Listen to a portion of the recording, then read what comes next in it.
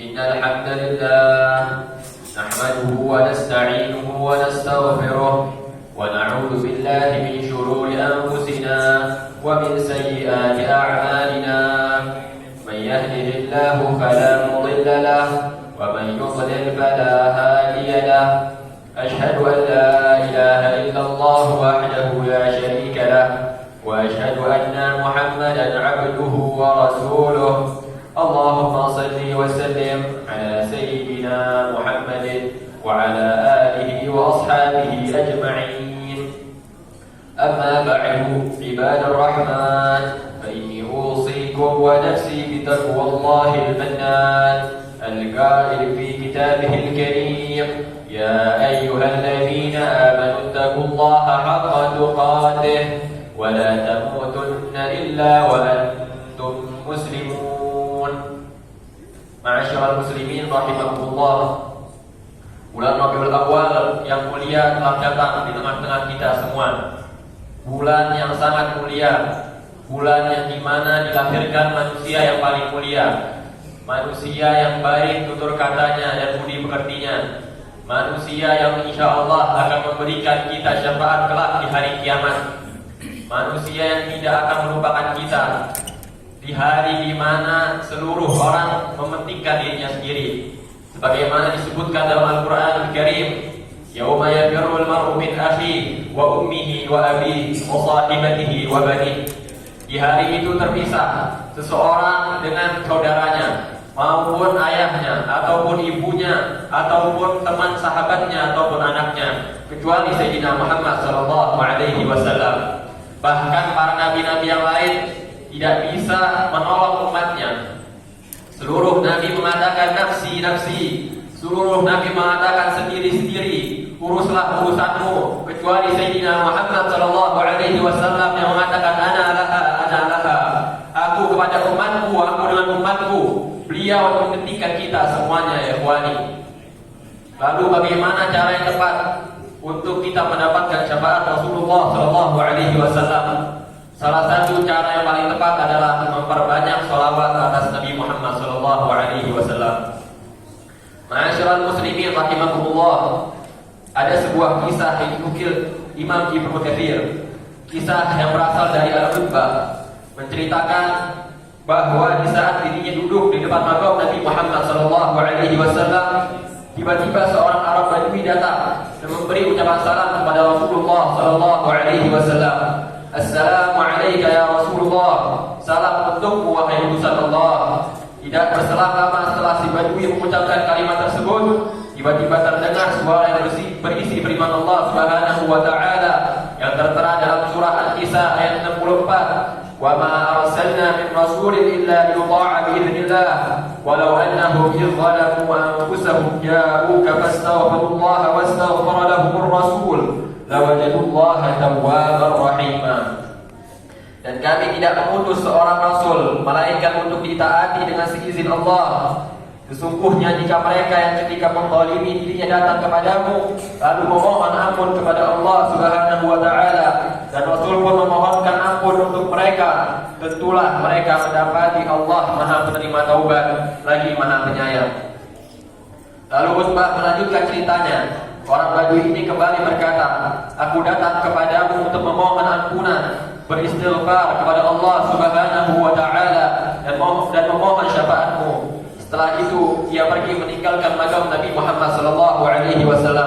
Dan di malam harinya Utsbah bermimpi didatangi oleh Rasulullah SAW dan beliau berkata, wahai Utsbah, orang Badui itu benar. Sampaikan kepadanya bahwa Allah Subhanahu wa taala telah mengampuni segala dosa-dosanya. Kisah tersebut memberi pelajaran dan motivasi bagi kita yang rentan melakukan kesalahan dan dosa, baik yang kita sengaja ataupun tidak sengaja. Kita semua adalah manusia yang penuh dengan khilaf dan dosa. Maka untuk memperbaiki kesalahan-kesalahan yang pernah kita lakukan adalah dengan memohon ampun kepada Allah Subhanahu wa taala dan meraih cinta Rasulullah SAW. Jamaah Jumat yang dimuliakan oleh Allah Subhanahu wa taala, bulan Rabiul Awal, bulan kelahiran Nabi Muhammad SAW, merupakan saat-saat yang indah untuk melepas jeratan dosa yang mengikat diri ini dengan mendatangi Nabi Shallallahu Alaihi Wasallam.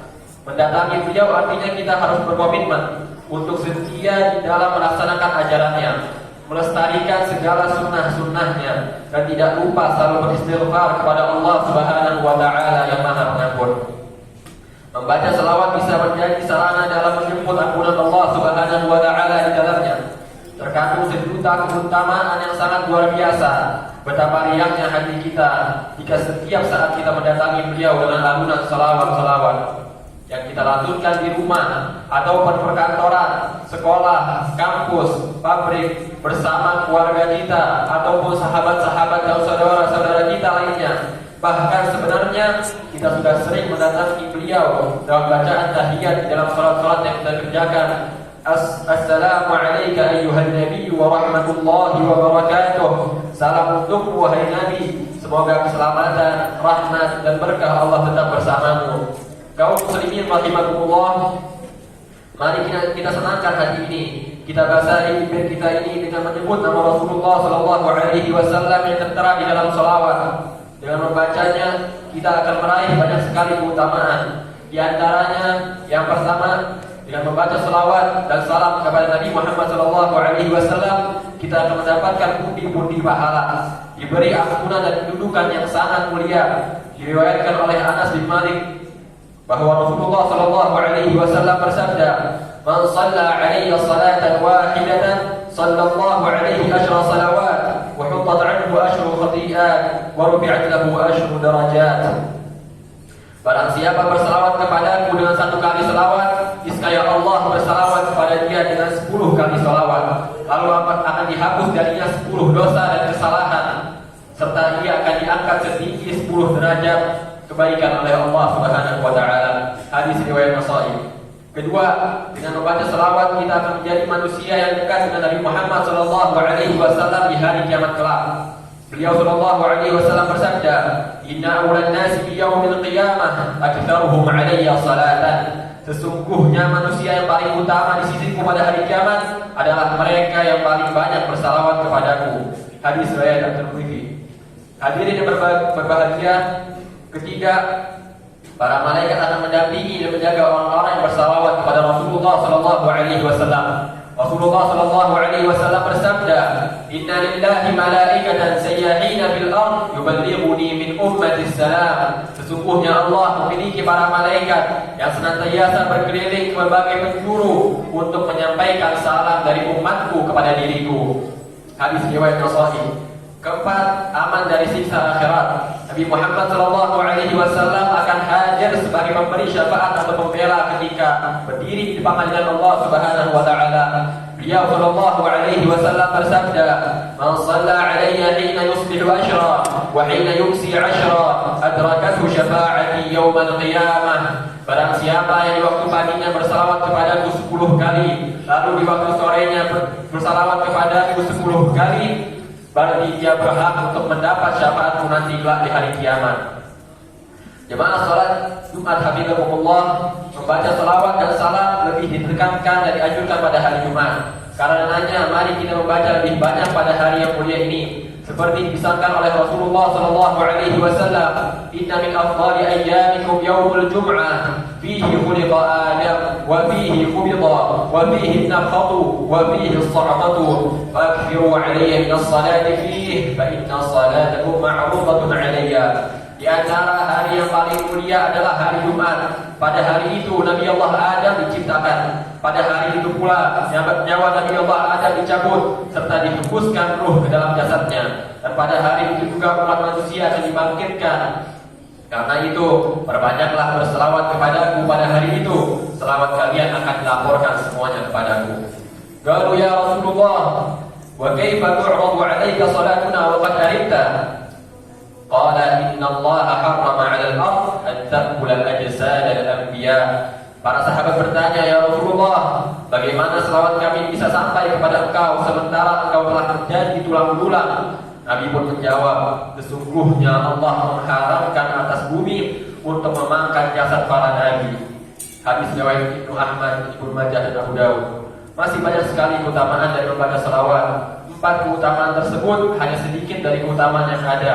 Jangan kita sia-siakan diri kita dengan tidak membaca selawat di tiap harinya. Dari selawat kita melangkah untuk meraih ampunan Allah Subhanahu wa taala. Karena dengan selawat kita mendatangi Rasulullah sallallahu alaihi wasallam lalu memohon ampun kepada Allah Subhanahu wa taala. A'udzu billahi minasyaitonir rajim. Bismillahirrahmanirrahim. Innallaha wa malaikatahu yusholluna 'alan nabi. Ya ayyuhalladzina amanu shallu 'alaihi wa sallimu taslima. Barakallahu li wa lakum fil Qur'anil 'azim. ونفعني وإياكم بما فيه من الآيات والذكر الحكيم وتقبل مني ومنكم تلاوته إنه هو السميع العليم.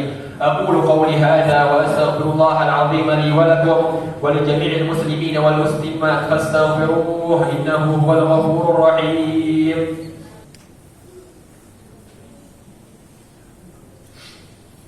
الحمد لله رب العالمين والعاقبة للمتقين ولا عدوان إلا على الظالمين والصلاة والسلام على نبينا محمد وعلى آله وصحبه أجمعين. أشهد أن لا إله إلا الله وحده لا شريك له الملك الحق المبين وأشهد أن محمدا عبده ورسوله المبعوث رحمة للعالمين. أما بعد فيا أيها الإخوان أوصيكم وإياي بتقوى الله حق تقاته ولا تموتن إلا وأنتم مسلمون. اللهم اغفر للمسلمين والمسلمات والمؤمنين والمؤمنات الأحياء منهم والأموات إنك سميع قريب مجيب الدعوات ويا قاضي الحاجات. اللهم إنا نسألك الهدى والتقى والعفو والغنى. ربنا هب لنا من أزواجنا وذرياتنا قرة أعين واجعلنا للمتقين إماما.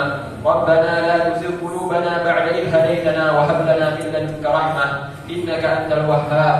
ربنا آتنا في الدنيا حسنة وفي الآخرة حسنة وقنا عذاب النار.